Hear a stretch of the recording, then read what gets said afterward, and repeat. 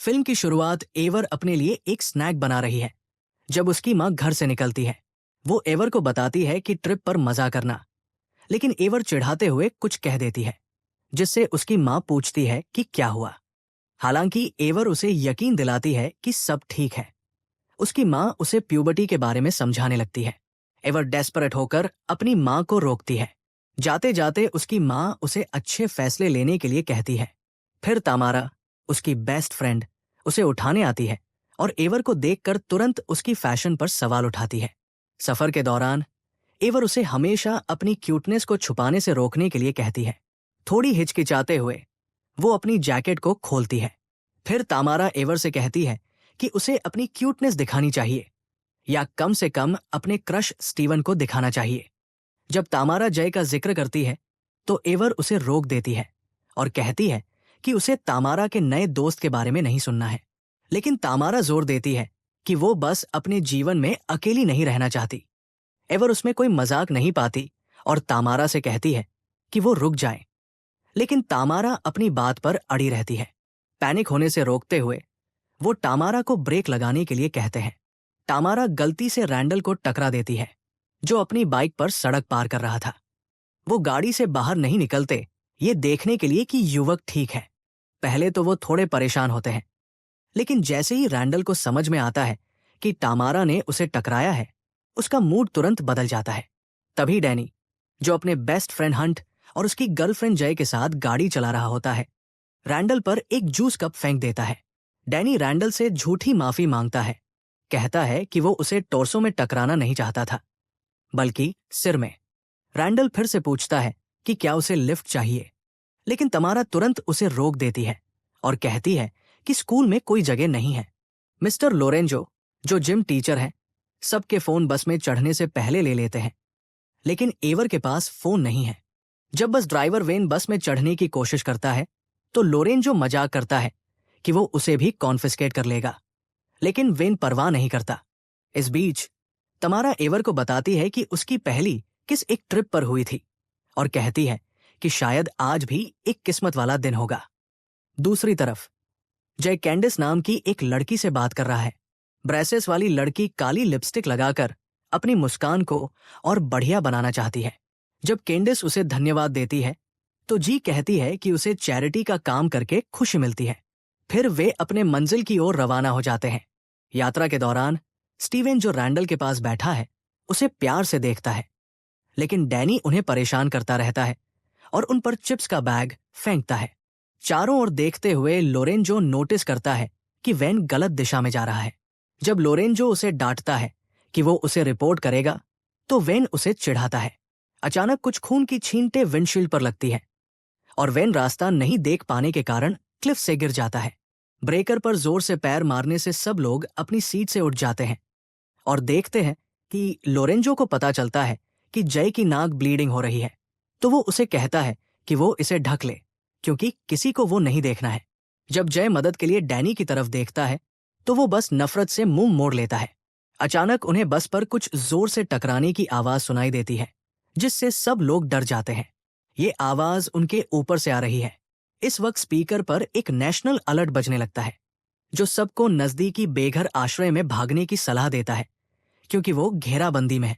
एक chemical attack के दौरान दरवाजा चेक करते हुए लोरेंजो एक आदमी को दरवाजे पर थपथपाते हुए देखता है, तो वो वेन को दरवाजा खोलने के लिए कहता है, जबकि दूसरे लोग विरोध करते हैं। जब लोरेंजो दरवाजे खोलता है तो रैंडल और स्टीवन तुरंत भागने की कोशिश करते हैं, जबकि लोरेंजो उस अजीब आदमी को बस के अंदर आने देता है। अचानक वो आदमी लोरेंजो के चेहरे को काट लेता है, जिससे सब लोग घबरा जाते हैं और इमरजेंसी एग्जिट की तरफ भागते हैं। कैंडिस स्टम्बलिंग करती है और कुचली जाती है। फिर वो तामारात और पॉपुलर ग्रुप के साथ मिलती है। स्टीवन और रैंडल उन्हें ढूंढ लेते हैं और एक बिल्डिंग की तरफ इशारा करते हैं जहां वो जा सकते हैं।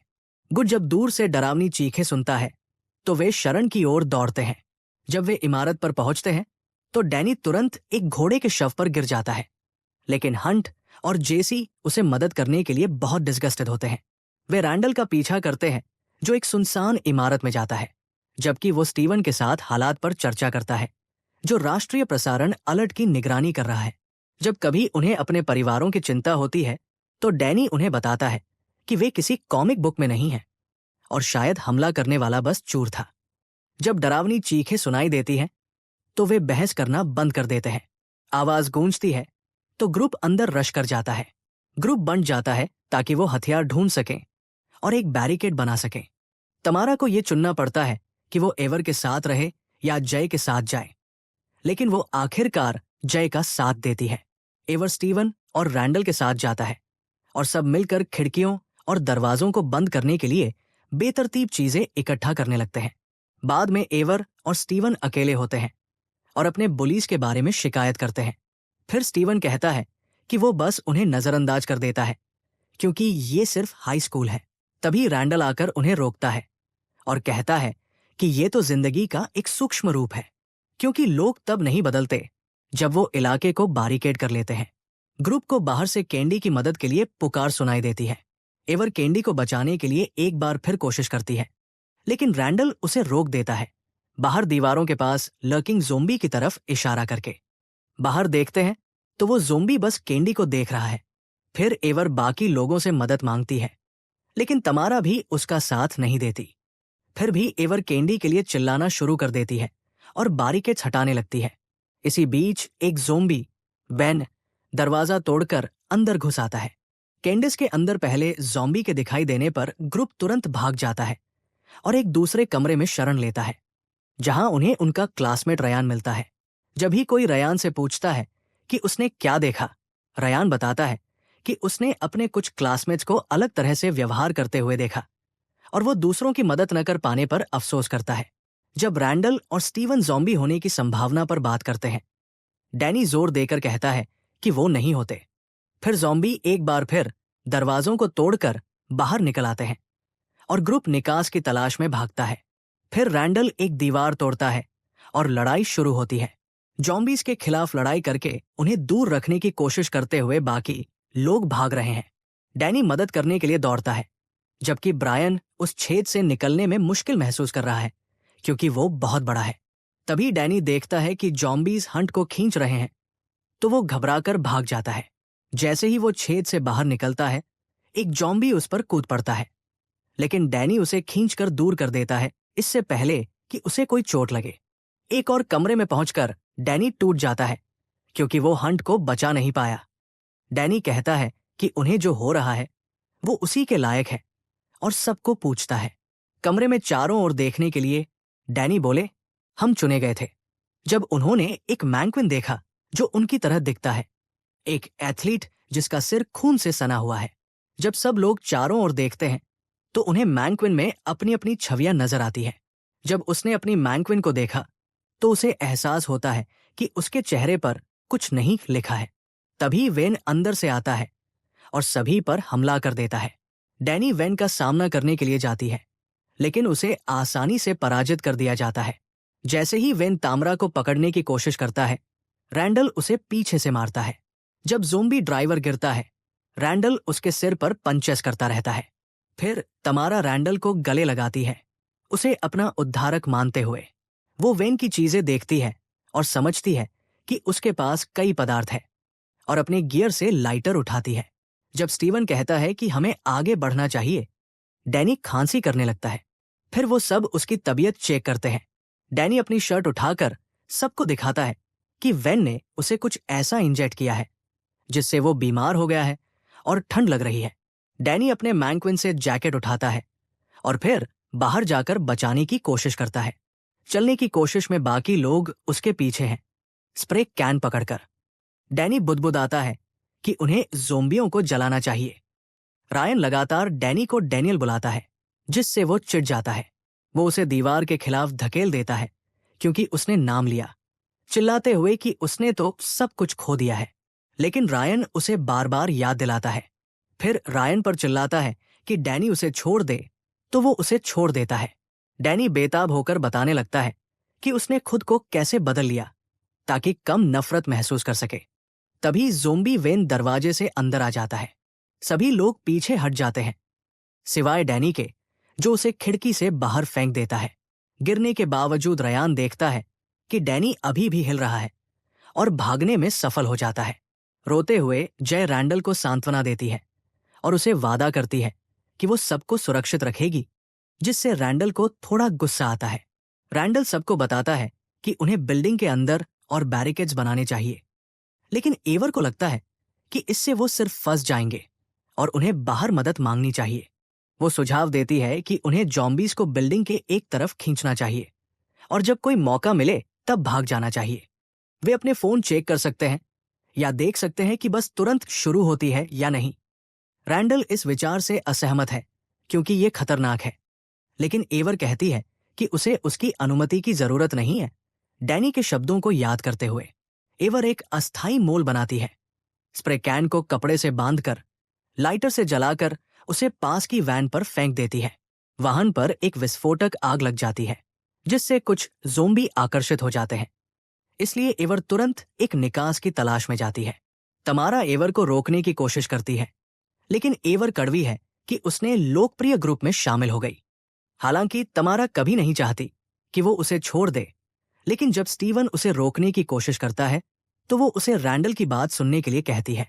फिर स्टीवन उसके साथ चला जाता है और बस पर पहुंचने पर वो उसे धन्यवाद देती है। फिर वो सप्लाई ढूंढने लगती है। तभी एक खूनी हाथ सीट से बाहर आता है, जिससे वो दोनों चौंक जाते हैं। जब उसे बैकपैक में फोन मिलते हैं तो उसे एहसास होता है कि सभी टूटे हुए हैं। शक करने लगती है। अपनी कमियों के बारे में सोचते हुए खुद को कुछ नहीं समझती। स्टीवन उसे सांत्वना देने की कोशिश करता है। वो कहती है कि हालात और भी खराब हो सकते थे, लेकिन जब भी पूछती है कि स्टीवन को कुछ समझ में क्यों नहीं आता, तब भी स्टीवन उसके साथ अपने आदर्शों तक पहुंचने की कोशिश और नाकामी का एहसास साझा करता है। वो कभी कभी पूछती है कि क्या अब किस करने का वक्त है। फिर वे धीरे धीरे करीब आते हैं, लेकिन तभी उसे पता चलता है कि बस का रेडियो बीप कर रहा है। वो एक कैसेट टेप ढूंढती है और उसे चलाती है, समझते हुए कि इमरजेंसी ब्रॉडकास्ट बस एक रिकॉर्डिंग थी और किसी ने इसे सेट किया था। स्टीवन घबरा जाता है, इसलिए वो एक सिरिंज भरकर हरे तरल से उसे इंजेक्ट करता है। आईएम तुरंत माफी मांगता है क्योंकि कभी भी नहीं पता चलना चाहिए था। रैंडल स्टीवन की तारीफ कर रहा है कि उसने अच्छा काम किया, जबकि स्टीवन को 5 हफ्ते पहले के असर महसूस होने लगते हैं। रैंडल ने उन बुलियों के खिलाफ साजिश की थी और स्टीवन को भी इस योजना में शामिल होने के लिए मनाया, ताकि वे बुलियों को एक सबक सिखा सकें और उन्हें जिम्मेदारी लेने के लिए डराएं। स्टीवन ने सहमति दी। फिर दोनों ने एक खाली बिल्डिंग में अपनी योजना शुरू की।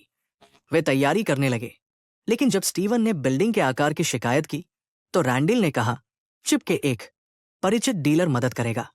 जब उसे लोरेंजो का शरीर उसके पास पड़ा हुआ दिखता है और रैंडल को चिप को लोरेंजो, जो पहले ज़ोंबी जैसा था, को मारने के लिए डांटते हुए सुनती है। ज़ोंबी जैसा आदमी अपने मास्क को हटाता है और एकदम सामान्य इंसान की तरह दिखता है। चिप ये कहते हुए अपनी रक्षा करता है कि वो परफॉर्मेंस के लिए प्रतिबद्ध था और लोरेंजो को ये सब सहना पड़ा। एवर देखती है कि लोरेंजो उसकी तरफ मुड़कर कहता है कि चिप उसे जाना पहचाना लगता है, लेकिन फिर वो याद नहीं करती कि उसी दिन चिप स्कूल बस के पास था जब उन्होंने वैन को एड को शामिल करने के लिए राजी किया था। योजना ऐसी थी क्योंकि लोरेंजो बचपन से ही उसका पीछा कर रहा था। वैन ने शो से पहले कुछ लिया तो चिप ने पूछा कि क्या वो सामान्य रह पाएगा, लेकिन वैन ने बताया कि वो सालों से बदला लेने का इंतजार कर रहा था। उसके उन्मत्त हालत में वो हमेशा लोरेंजो को सुनती थी, जो कहता था कि उसने कहीं पढ़ा था कि 99% किशोरों को अगर वे बस ये मान ले कि वे इसके लिए योग्य नहीं है तो उनका शोषण नहीं होगा। पहले चिप था जिसने बस पर एक गुब्बारा फेंका था, खून की चोट का नाटक करते हुए। रैंडल ने ये योजना बनाई कि वे कैसे अपने बदले को अंजाम देंगे। क्लासमेट्स बिल्डिंग में चिप और वेन की मदद से आए। चिप ने एक नी हरे रंग की तरल पदार्थ की बोतल निकाली, जिसे वो ज़ॉम्बी जूस कहता है। ये एक बहुत ही जोरदार चीज है जो जिनको इंजेक्शन लगेगा वो उनके पीछे चलने लगेंगे। चिप ने पहले कुछ स्टूडेंट्स को इसका इंजेक्शन दिया था, जिससे वो ज़ॉम्बी की तरह हरकत करने लगे। परेशान स्टीवन ने पूछा अगला क्या होगा, तो रैंडल ने कहा कि वो बस अपने बाकी क्लासमेट्स के पीछे चलेंगे। स्टीवन ज़ॉम्बी जूस को लेकर घबराया हुआ था और देख रहा था कि स्टूडेंट्स सच में ज़ॉम्बी जैसे लग रहे हैं। चिप ने उसे भरोसा दिलाया कि दवाइयां खत्म हो जाएंगी और छात्र सब कुछ भूल जाएंगे, लेकिन स्टीवन को पूरा यकीन है कि छात्र नहीं भूलेंगे क्योंकि उन्हें उस पल की याद है। जब उसे उस पर हमला हुआ था। उसकी ज़ॉम्बी सहपाठी मदद के लिए गुहार लगा रही थी। चिप उन्हें बताता है कि उन्होंने अपना काम किया, लेकिन थोड़ी मुश्किलें आई। हालांकि रैंडल इन मुश्किलों को सिर्फ बाधाएं नहीं मानता, क्योंकि वेन ने लगभग सभी को मार दिया और अब वेन मर चुका है। चिप ये भी बताता है कि रैंडल के पास असली हथियारों से भरा एक बैग है और चिप ने ज़ॉम्बियों को रैंडल के लिए पिंजरा है, तो ये उन पर निर्भर है कि वो काम पूरा करें। कंफ्यूज स्टीवन पिंजरे और हथियारों के बारे में पूछता है, लेकिन उसे योजना का वो हिस्सा नहीं पता। फिर शिप उसे बताता है कि ये एक बैकअप प्लान है और उसे एक दस्ताना दिखाता है जिसमें हर अंगुली पर कई सिरिंजें जुड़ी हुई है। शिप अफसोस करता है कि इससे सारे इंसानी गलतियां कम हो जाएंगी। वो उत्साहित है क्योंकि दोनों ने उसे हाई स्कूल में जो दर्द सहना पड़ा, उसके लिए बदला लेने का एक मौका दिया है जो कभी नहीं गया। अब उन्हें इस बीमारी को साफ करना है, लेकिन स्टीवन चिंता करता है कि लोग मर सकते हैं। चिप बस ये कह रहा है कि शायद ये जरूरी है। रैंडल परेशान होकर जाता है कि तामय उसकी तलाश कर रहा है। फिर वो स्टीवन से माफी मांगता है कि वो और किसी को नहीं बचा सका, क्योंकि सबको मरना पड़ेगा, नहीं तो वो जेल जाएंगे। जब चिप ये मानता है कि वो जेल जा चुका है और वापस नहीं जाना चाहता, तो स्टीवन टूट जाता है। फिर रैंडल उसे सांत्वना देता है कि वो लड़कियों को भी फंसा सकते हैं।